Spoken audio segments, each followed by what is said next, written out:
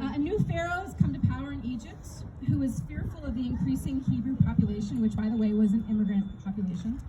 The new pharaoh was afraid of these Hebrews because he thought that perhaps they wouldn't be the most loyal of subjects and would rise against them. They didn't share the same values.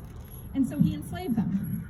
But when they continued to increase in numbers, his fear increased, and then he gave a command to the Hebrew midwives, right? Throw all the baby boys into the river Nile.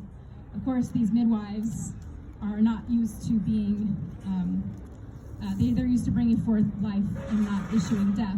So when they refused, he issued an executive order amongst all of his people that any baby boy that would be found would be thrown into the Nile.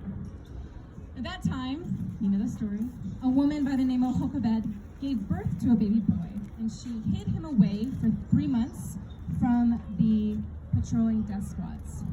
But it's hard to hide a baby.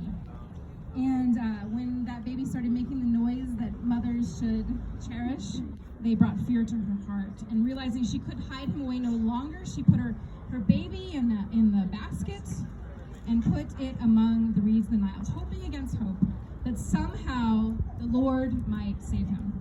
And he is saved by 3 amazing women.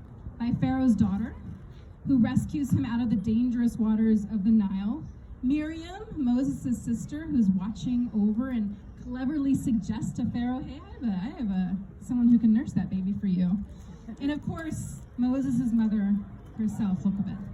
And so this narrative, this story has been for a long time my grounding and how I understand this work as a faith leader in the borderlands, and specifically the work of sanctuary. Because it speaks of non-compliance, it speaks of resistance, it speaks of this sacred conspiracy of these 3 women working together